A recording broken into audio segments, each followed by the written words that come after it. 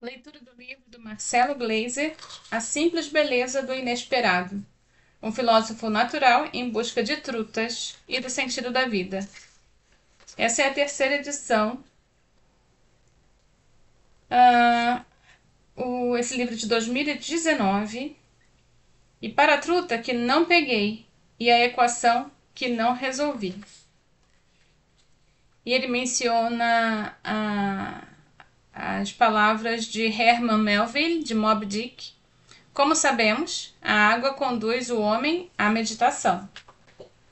E Heráclito, nos fragmentos de Heráclito, não entramos nos mesmos rios, pois as águas que fluem são sempre outras. No prólogo, ele menciona novamente o Heráclito, dizendo que um homem só se aproxima do seu eu verdadeiro quando atinge a seriedade de uma criança que brinca. O menino e o mar.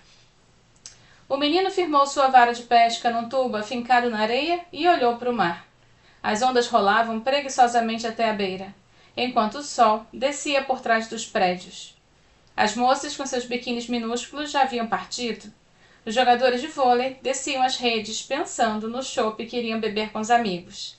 A praia de Copacabana suspirava cansada dos abusos de tanta gente. Restavam apenas o menino e alguns outros pescadores.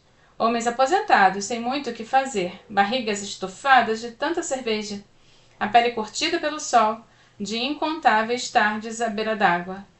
Conheciam bem o moleque de 11 anos que retornava ao mesmo local, 3 vezes por semana com disciplina de jesuíta. A rotina não mudava, 3 anzóis no final da linha. Cada um com uma isca de sardinha, ou, quando o dinheiro dava, uma de camarão. O menino corria até a beira e remassava os anzóis, o mais longe que podia para além da arrebentação. Após firmar a linha, ele punha a vara no tubo e se sentava na areia. Um olho na vara e outro no horizonte. Pouco ligava para os demais pescadores. Se lhe perguntassem, não saberia dizer por que pescava, sabia apenas que precisava estar ali, sozinho na beira do mar, esperando. Costumava voltar para casa de mãos vazias, fedendo a sardinha e sal. No máximo era uma cocoroca, um bagre magro ou poucos peixes que sobravam junto à orla. Seus irmãos mais velhos caíam na gozação, pinçando o nariz com os dedos, fazendo cara de nojo, surpresos pela tenacidade do caçula. O pai se limitava a sacudir a cabeça, num silêncio acusatório. Naquele dia, porém, a história seria outra. Em meio às ondas, a menos de 20 metros da areia, o menino viu 2 sombras prateadas cortando a superfície. Afoito, pegou a vara, recolheu e a linha o mais rápido possível, e que seu molinete permitia. Após renovar as iscas, respirou fundo e lançou a linha onde havia visto o par. O menino esperou ansioso, o tempo se arrastava ao passo glacial. Nada. Desapontado, começou a recolher lentamente a linha. De repente, uma fisgada violenta dobrou a vara ao meio. É tubarão! É tubarão! O menino gritou, a voz entravada na garganta. 2 pescadores vizinhos vieram correndo. Fazia anos que um tubarão havia sido pego naquelas águas. O menino correu até a beira, segurando a vara com toda a força, tentando recolher mais a linha. O molinete mal girava. Vai arrebentar, menino, a linha vai arrebentar! Gritou um dos pescadores, mal acreditando no que via. Solta a linha, deixa o peixe correr. O menino soltou a tranca do molinete. O peixe disparou como um torpedo, tentando recuperar o controle do seu destino. O terrível predador havia virado presa de um predador ainda mais terrível, um menino de 11 anos munido de vara e anzol. Foram 10 minutos de batalha, o peixe fugindo para longe, o menino trazendo de volta. E finalmente ganhou o menino. Recolhendo o exausto até seus pés, não era um tubarão, mas um peixe era grande, magnífico. O maior que o menino havia pego em sua vida. Maior do que o menino havia visto outros pegarem. Uma flecha prateada, com uma nadadeira dorsal amarelada, pesando uns 4 quilos, talvez um atum branco ainda adolescente, que na sua impetuosidade se arriscou mais do que deveria. Uma criatura mágica, de tão bela. Os outros pescadores boquiabertos secaram o menino e o seu peixe. Fingindo-se indiferente, o menino empacotou seu equipamento e tentou enfiar o peixe dentro da bolsa que levava a tiracolo. O rabo, em forma de V, ficou de fora, atraindo a atenção das pessoas no caminho até sua casa. O menino entrou triunfalmente pela porta dos fundos e depositou o peixe na bancada da cozinha. Ô Lindaura, vem cá rápido! A cozinheira, uma mulata de meia-idade que ocupava metade da cozinha, veio correndo. Olha só o que vamos comer no jantar. E vovô vem hoje, né? A senhora piscou os olhos 2 vezes para ter certeza do que via. Você pegou isso? Aqui na praia em frente? O menino abriu um enorme sorriso. Peguei. E peguei sozinho. Ninguém me ajudou. Eu quero ver quem vai gozar da minha cara agora. Passaram 30 anos até eu reencontrar aquele menino. O rio dá quando recebe. As águas da vida me levaram e esqueci do menino e do seu peixe mágico. Encantei-me com o universo e construí uma carreira como físico teórico, interessado por questões que até recentemente não eram consideradas científicas, como o universo surgiu, de onde veio a matéria, que compõe as estrelas, os planetas e as pessoas, como que átomos inanimados viraram criaturas vivas, algumas delas capazes de refletir sobre sua própria existência. E se a vida existe aqui, será que existe em outros lugares? Será que a imensidão cósmica esconde outras criaturas inteligentes?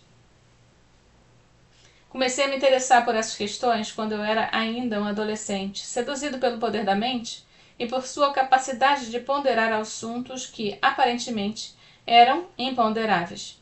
Mesmo que em muitos casos as respostas a essas perguntas sejam incompletas, o que importa é participar do processo de descoberta, da busca pelo conhecimento. É nossa curiosidade que nos ergue acima da banalidade do igual, da rotina de todos os dias. É nossa curiosidade que nos define enquanto criaturas pensantes. Agora eu entendo que aquelas longas tardes de pescaria e contemplação eram um prelúdio do que estava por vir. A pesca requer paciência, tolerância, humildade, qualidades essenciais do mundo da pesquisa. Quantos pescadores não saem de casa de madrugada sonhando com os peixes maravilhosos que vão pegar, apenas para voltar de mãos vazias ao fim do dia? Da mesma forma, quando cientistas não exploram apaixonadamente uma ideia durante dias, semanas, até mesmo anos, e são forçados a abandoná-la quando a evidência a contradiz. Apesar da frustração e dos fracassos constantes, os pescadores continuam tentando, acreditando na próxima vez, enquanto os cientistas continuam propondo novas ideias, cientes da baixa probabilidade de sucesso. Em ambos os casos, a emoção vem justamente da surpresa, da possibilidade, mesmo que remota, de contrariar o fracasso esperado e pegar um belo peixe, ou ter uma ideia que nos ensine algo de novo sobre o mundo. A pesca e a ciência são um flerte com o elusivo. Focamos o olhar na água durante horas para talvez vislumbrar um peixe que venha até o raso ou outro que pule de repente, atrás de algum inseto. O mundo das criaturas aquáticas é outro, um universo paralelo no qual pouco percebemos. Podemos apenas conjecturar o que ocorre sobre a superfície, onde predadores e presas encenam o jogo da vida. Na pesca, a linha e o anzol são os instrumentos que usamos para sondar essa outra realidade que percebemos apenas imperfeitamente. E assim ocorre com o mundo, que em grande parte também nos escapa. A natureza ama se esconder, escreveu o filósofo grego Heráclito, cerca de 25 séculos atrás. Vemos pouco do que ocorre à nossa volta. Para ampliar nossa visão, tanto em direção ao mundo do muito pequeno, das bactérias, dos átomos, das partículas elementares da matéria, quanto ao mundo muito grande, como das estrelas, das galáxias, do universo como um todo, usamos a ciência e seus amplificadores da realidade. Os telescópios, os microscópios e outros inúmeros instrumentos de sondagem, a detecção e a linha do anzol o anzol dos cientistas. Se persistirmos na busca, se mantivermos nossa curiosidade viva, temos a chance de eventualmente vislumbrar algo que vibra, que pula, que surpreende, revelando a simples beleza do inesperado. Não é certo se Heráclito disse mesmo a questão da natureza ama se esconder, visto que não existe um fragmento de seus escritos com essa frase. Porém, assim, o seu pensamento foi destilado com o passar dos séculos. Saí do Brasil com 23 anos para fazer doutorado na Inglaterra, e de lá eu fui para os Estados Unidos para um pós-doutorado em Chicago e outro na Califórnia. Para quem não conhece, um pós-doutorado é uma posição que dura entre 1 e 5 anos, onde o recém-doutor se junta a um grupo para realizar pesquisas numa determinada área. Casei e consegui uma posição como professor de Física e Astronomia na Dartmouth College, uma instituição de pesquisa e ensino fundada em 1769 no estado de New Hampshire, entre Boston e a fronteira do Canadá. Eu tive 3 filhos e me separei após 9 anos de casamento, perdendo 12 quilos durante o doloroso processo do divórcio. Foi a decisão mais dura da minha vida, a menos que você preencha perdas emocionais comendo, a mágoa é uma dieta muito eficiente. O divórcio é uma pequena morte, a morte de um sonho, de uma proposta de vida a 2. Você sabe que o fim do casamento irá magoar as pessoas com que você mais ama no mundo, seus filhos, que não merecem ter sua inocência violada dessa forma. Mas a alternativa de continuar uma relação falida para preservar as crianças seria ainda mais desastrosa. Estaria traindo a mim mesmo, e principalmente a meus filhos, que eu não teriam um pai, mas um fantoche, movido pela culpa. O que fiz foi estar presente da melhor forma que pude, interagindo com eles com honestidade e amor. Eventualmente cresceram e, tendo suas próprias experiências e relações amorosas, aprenderam a aceitar sua história. Um dia, com muito carinho e compreensão, o perdão acaba por vir. Eu dei sorte, encontrei uma companheira, casei de novo. Eu tive mais 2 meninos e continuei traçando meu caminho. Difícil imaginar uma relação melhor. Após 20 anos, continua crescendo. Kari me deu muitas coisas que redefiniram a minha vida espiritual e material. Dentre elas, e a que importa mais no momento, foi um presente de aniversário, a matrícula para um curso de pesca fly. O uso da expressão pesca fly, como tradução do inglês fly fishing, é a prática de pesca que usa iscas artificiais feitas de penas de aves e vários outros materiais, ainda rara no Brasil. A meu ver, não existe uma tradução adequada e concisa da expressão inglesa. O dicionário Michaelis, 15ª edição, lista fly fishing como pesca com moscas verdadeiras ou artificiais, o que está incorreto. Apenas materiais artificiais são usados na construção das iscas. A ideia é imitar os insetos e moluscos que os peixes comem. E numa tarde ensolarada de primavera, estávamos cruzando a praça central do campus de Dartmouth, quando eu notei um grupo de 8 pessoas brandindo longas varas de pesca no ar, como se batalhassem quixotescamente contra gigantes invisíveis. Trabalhava nessa universidade fazia alguns anos como professor titular, detentor da Cátedra da Filosofia Natural, uma posição que permite ensinar e refletir livremente sobre os mecanismos e sutilezas do mundo natural. O que alguns chamam de trabalho eu considero um privilégio. Eu não conseguia tirar os olhos das varas de pesca dançando no ar.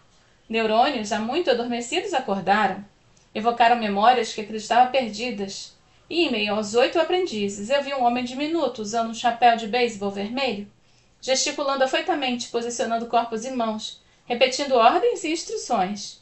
Visivelmente frustrado, mas sempre sorrindo, o homem arrancava a vara da mão de um e de outro para demonstrar como se lança a linha corretamente. 2 batidas, gente, só 2. Primeiro lancem a vara para trás e a linha vai para trás. Depois lancem a vara para frente e a linha vai para frente, entenderam? Comecem com a vara ligeiramente à sua frente, 20 graus com relação à vertical.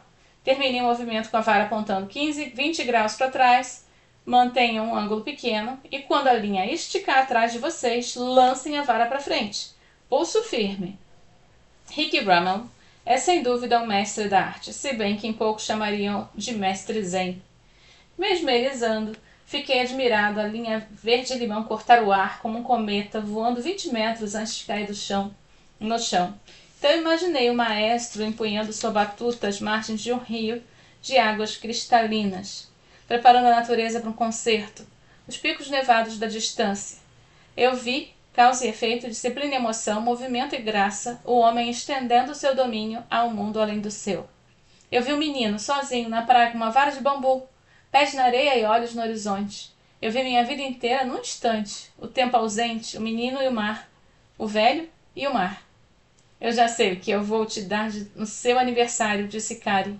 E assim foi. Fiz o curso de pesca fly do Rick no outono, comprei equipamento bem caro e tentei minha sorte um punhado de vezes nos riachos locais, frustrando-me com a minha ineptidão. Jurei que encontraria mais tempo para praticar quando a primavera chegasse, mas, como ocorre com frequência na vida, acabei deixando meus planos de lado. O momento certo ainda não havia chegado. Meu trabalho como física e professora era ciumento, dando-me pouca liberdade. Ademais, quem não conhece esse tipo de pesca não entende o quanto é difícil para um principiante. Aprender a controlar a linha, lançá-la, ler o movimento das águas, escolher as iscas que imitem corretamente o que os peixes estão comendo, saber andar no rio sem escorregar numa pedra submersa e ser levado pela correnteza forte. Como, com todas as coisas que importam na vida, tudo começa no coração? Se a vara é movida pelas mãos, as mãos são movidas por algo intangível que podemos chamar de espírito. É verdade que as técnicas melhoram com a prática, com a disciplina do treino. Mas esse tipo de pesca não é só prática, não é só ir atrás do peixe. É também uma forma de meditação, de transcendência. A meu ver, mais importante do que pegar um peixe é tentar atingir o estado de graça, de união com o rio, com o peixe, com a natureza. O mestre da arte da pesca fly é monge e amante, é alguém que sabe celebrar o momento, esquecendo-se do tempo. Passaram-se 2 anos sem muita pesca. Cara insistiu. Por que você desistiu de ir ao rio pescar? Ah, deixe de pensar só em trabalho. Vai te fazer bem. Desanimei. De janeiro a abril, durante os longos invernos de Nova Inglaterra, os rios e lagos congelam, o que não os torna muito convidativos. Dentre projetos de pesquisa, viagens de trabalho e cuidar dos filhos, minha conexão com a pesca foi sendo esquecida. E quando a primavera chegava, eram mais viagens, férias das crianças, parentes e amigos que visitavam, livros e ensaios para escrever. Antes que percebesse, o verão tinha passado e o frio estava de volta. Há várias iscas esquecidas no armário. Tudo mudou numa manhã de agosto, quando decidi acordar às 5 da madruga e descer as trilhas da minha casa até o majestoso rio Connecticut, que passava bem em frente de onde morava na época. Eu não sei exatamente por que naquele dia. Alguns processos emocionais têm vida própria, fisgando-nos com uma urgência surpreendente. Havia acabado de terminar um livro novo. No Brasil, se chama O Fim da Terra e do Céu, publicado em 2001. A minha pesquisa estava indo bem e não estava lecionando, então havia espaço em minha vida para outras necessidades emocionais, menos centradas no fazer de sempre. Eu via o rio todos os dias, suas águas parecendo murmurar, sempre o mesmo convite. Vem, vem, vem. Em minutos eu estava com águas até os joelhos, lançando e recolhendo a linha. A minha vara oscilando ritmicamente para frente e para trás, como a batuta do mestre imaginário. Maestro, será que os peixes ouviam a música? Eu senti-me parte de uma tradição que nos remete ao início da nossa trajetória como espécie, quando nossos ancestrais inventaram meios de obter alimentos nas águas. Dentre os movimentos da linha e das associações históricas, eu ouvia as instruções do Rick. 2 batidas, gente, só 2. Vara para trás, a linha vai para trás, vara para frente, a linha vai para frente. Entenderam? Precisava aumentar meu foco. Havia feito frio à noite. Uma neblina tênue abraçava as águas, como um amante que não queria partir. No leste, uma lâmina prateada cortava o céu, anunciando a chegada do dia. Olhei em torno, a água cristalina passava apressada pelos meus pés. Na distância, os contornos do monte Ascutney emergiam, tingidos de rosa pela aurora. O mundo renascia, banhado na pureza da primeira luz. Eu sentia um calafrio, meus neurônios cintilando, como pequenas lâmpadas numa árvore de Natal. Por que demorei tanto? Sentado na beira do rio, o menino olhou para mim. Tinha voltado. Está na hora, disse sorrindo. Vamos? Senti-me possuída por um senso de inevitabilidade, controlado por poderes além da minha compreensão. Meu batismo ia começar. O menino entrou no rio e caminhou na direção ao fundo, gesticulando para que o seguisse. Não tenha medo, disse. Também senti sua falta. Sorrindo, olhei para o meu eu criança, refletido na água. Por que tanta pressa, tempo? Tempo? Submergi minha cabeça 3 vezes. O menino disse algo que não compreendi e partiu, sem que eu visse para onde. As portas do monastério haviam sido abertas. O rio, os peixes, o silêncio me abraçaram. Sozinho em meio às águas, nada mais importava. As tensões do mundo foram se dissipando, feito a névoa da madrugada. Uma sensação primordial de contentamento inflou meu peito, fazendo meu coração flutuar como um balão. Eu preparei minha vara, peso 6, de 2,8 metros de comprimento, a carretilha carregada com uma linha flutuante verde. A linha flutuante, por sua vez, continuava numa linha líder de nylon de espessura 2. Gosto de usar iscas artificiais relativamente grandes no rio Connecticut, já que os peixes, quando me agraciam com alguma rara visita, são de bom porte. Como a temperatura da água estava alta demais para as trutas, eu fui atrás de percas, do inglês bass, também excelentes lutadoras. A isca que costumava funcionar é uma imitação de peixe, pintada de amarelo com listras vermelhas laterais e algumas penas na cauda. Digo, costumava funcionar, né? Porque nunca se sabe se vai dar certo ou não no dia que você estiver no rio com uma vara na mão. Como sabe todo pescador que tenta repetir seu sucesso, na pesca não existem leis. O que funciona um dia pode não funcionar no outro. O que funciona uma hora pode não funcionar na próxima. A isca que usei é feita de plástico bem leve e tende a flutuar na água, dando pequenos pulos quando recolhemos a linha. Os peixes são atraídos pelo movimento e atacam a isca agressivamente, muitas vezes pulando fora d'água para abocanhá-la ainda no ar. Várias definições técnicas aqui. A pesca fly é feita com duas linhas, uma longa e grossa que chama linha flutuante, floating line, e outra de nylon ligada a ela chamada de leader. A isca fica na ponta da líder, e a linha flutuante que propulsiona a líder e a isca durante o lançamento. A linha flutuante, mais comum, flutua, como já diz o nome. Mas podemos também usar linhas que afundam parcial ou totalmente, dependendo da correnteza do rio e da profundidade onde estão os peixes. A líder é uma linha curta de nylon que vai afinando até que determinada espessura na sua extremidade, onde fixamos as iscas artificiais. A espessura da líder, a espessura de 2 ou 2 vezes, ou no meu caso aqui, 2x, denota sua tensão máxima. O peso 6 da vara denota sua rigidez. Pesos variam de 1, vara bem fina e frágil para peixes de riacho, até 12 ou mais para varas de pesca de peixe de oceano, como atum, tubarão, peixe-espada.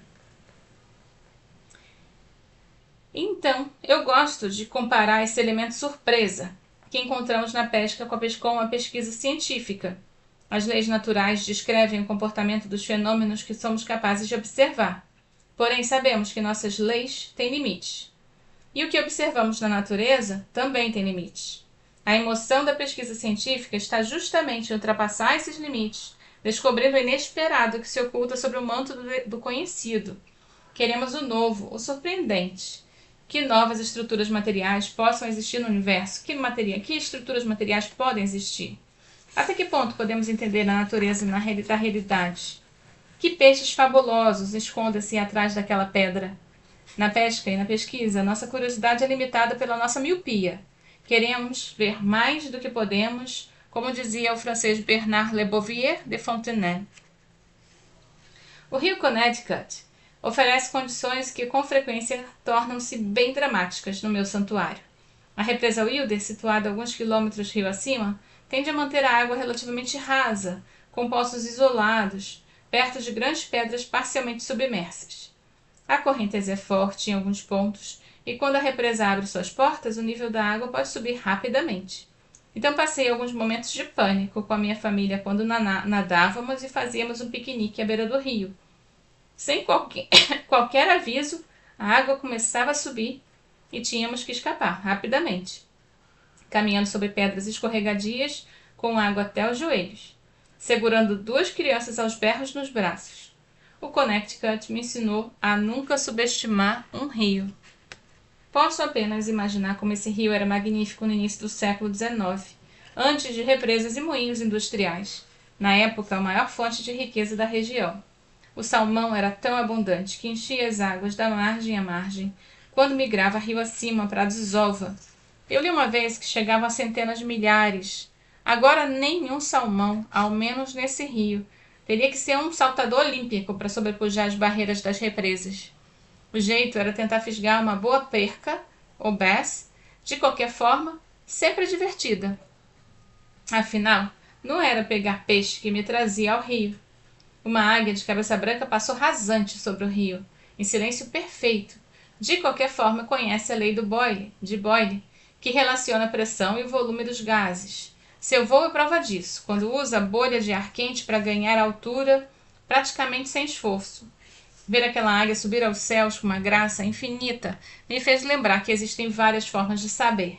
e que outras criaturas têm muita coisa a nos ensinar. O conhecimento da natureza não precisa ser científico ou mesmo humano. Captamos e compreendemos tão pouco do que existe. Um cientista arrogante que acha que sabe tanto é feito um pavão com plumas faltando e sem um espelho para se enxergar. Aliás, o mesmo pode ser dito sobre todos os tipos de arrogância, não só a dos cientistas. Cada vez que uma pessoa arrogante fere alguém, sua essência fica um pouco mais corrompida, sua visão mais cega, como dizia meu avô. Usar um chapéu maior do que sua cabeça cobre os olhos. Falando em limitações, quanto menos esperava, fisgo uma perca. Ou melhor, o peixe se fisga sozinho, saltando espetacularmente para abocanhar a isca antes de ela bater na água. Tão espetacular a acrobacia que eu fiquei olhando boquiaberto, esquecendo do que estava fazendo com a vara na mão. Eu deixei a linha muito solta e o bravo predador sacudiu a cabeça para trás e para cá até se safar do anzol. Nas próximas horas, mais focado, eu lancei e relancei a linha sem sucesso. Boa prática, pelo menos. O sol estava alto, coroando uma manhã radiante. Que lugar paradisíaco esse? Mais uma vez, me perguntei por que havia demorado tanto tempo para descer até o rio. Eu perguntei a mim mesmo, mas sabia bem a resposta. A vida me levou para longe do rio. Primeiro trabalho, sempre intenso. Eu não sabia abrir espaço na minha agenda para simplesmente existir. Eram artigos para escrever, livros, reuniões, estudantes precisando de atenção. Depois, claro, minha família. Na vida, ter um tempo mais contemplativo, um tempo só, seu, não deveria ser uma escolha. Mas com a pressão do imediato, do que se relaciona com seu eu externo, acaba sendo. Eu sei que não é fácil dividir o tempo que temos de forma eficiente. A solução eu aprendi que é mais fácil do que parece. Eficiência, produzir mais em menos tempo. E contentamento, aprender a apreciar o que conquistamos. Caso contrário, nossa vida fica dominada pelo querer sempre mais, numa corrida sem fim. Agora, eu percebo que só me dei tempo para praticar a pesca fly quando aprendi a querer menos, a ter menos pressa na vida. Diversificar atividades é um tônico para a criatividade, uma servindo de inspiração para outra. Senão, tudo acaba tornando-se monótono, a mesmice sendo inimiga da perfeição. Porém, em meio à rotina do dia a dia, é difícil afirmar que eu já fiz o suficiente, que eu preciso diversificar minhas atividades, que é hora de tomar conta de mim, de presentear-me com um pouco do meu tempo. Como sabemos por tantas resoluções de ano novo que esvaziamos, que esvanecem após um mês ou dois, mais difícil do que falar é agir. Mas não é impossível. Quando decidi dedicar um pouco do meu tempo ao rio, o rio me surpreendeu, devolvendo-me um pouco de mim em retorno. Eu aprendi que o rio pode fazer isso. Dar quando recebe. Eu fisguei e perdi outra perca, outro bass. Mais uma vez a razão foi a linha bamba. Nada de muito surpreendente. Isso acontece quando não praticamos por quase um ano. Somos punidos pelas nossas escolhas. A técnica de lançamento sofre, o manejo da linha sofre, o peixe se aproveita dos nossos erros e escapa, feliz em readquirir o controle da sua vida. Apesar da frustração, a emoção estava de volta. Se a pesca fly fosse fácil, não teria a mística que tem. Não seria uma atividade que serve de metáfora para a vida. Então eu decidi melhorar. Como um cientista, um pescador precisa ter mentores. Então, no caso da pesca fly, mais ainda. Se você quer ser um pesquisador científico, precisa de um orientador de doutorado. Excluindo raras exceções, o sucesso é produto do ensino individualizado, do contato pessoal com o mestre no assunto. Havia concluído o curso do RIC e precisava avançar. Aquela primeira entrada no monastério levou-me apenas até a antessala. E quando cheguei lá, não havia monges à minha espera, convidando-me a tomar o próximo passo, dizendo-me qual seria a direção certa. Não sabia exatamente o que fazer, mas eu sabia que precisava de um mentor. E quando a dúvida vinha, e era dominado pela tentação de deixar para lá essa coisa de pesca, me parecia a imagem do menino, impaciente na praia, à minha espera. Anda logo, Marcelo, já esperei o suficiente. Tá na hora de você acordar de vez. Se você entra no monastério de coração aberto, não sai a mesma pessoa. Eu estava trabalhando no meu escritório um dia, pensando em como achar um mentor e que tipo de experiências queria para a pesca fly. Então, quando chega uma mensagem do meu colega Mark Marsh, professor da Universidade de Sussex, na Inglaterra. Marcelo, estamos organizando um workshop sobre teoria clássica de campos em Durham e adoraríamos se você pudesse vir. O grupo é relativamente pequeno, apenas cientistas do Reino Unido. Você será o único estrangeiro. Durham, pensei, bem perto do Distrito dos Lagos, no inglês Lake District. Lagos mais rios, trutas. Aham, igual a trutas. Respondi imediatamente. Pode contar comigo. Assim nasceu a ideia desse livro. Como cientista, tenho os privilégios de viajar pelo mundo, participando de conferências de todos os tipos, incluindo tópicos que vão da origem do universo até a origem da vida, do significado filosófico das leis da natureza, a relação entre a ciência e religião, e se combinasse as duas coisas, tentando também pescar nos locais de algumas conferências, compilando minhas experiências numa espécie de diário de viagens e reflexões. Bem, assim eu poderia me aprofundar nos temas das conferências, dividindo-os com o público enquanto continuava a traçar minha trajetória como aprendiz da arte da pesca fly em alguns dos locais mais belos e exóticos do planeta. O que eu não antecipei foi o poder transformador da soma das duas experiências, que irão culminar numa profunda revisão de como vejo o mundo e o futuro do nosso planeta. Esse livro conta a história dessa transformação. E aqui acaba o prólogo. Seguiremos com as notas ao leitor.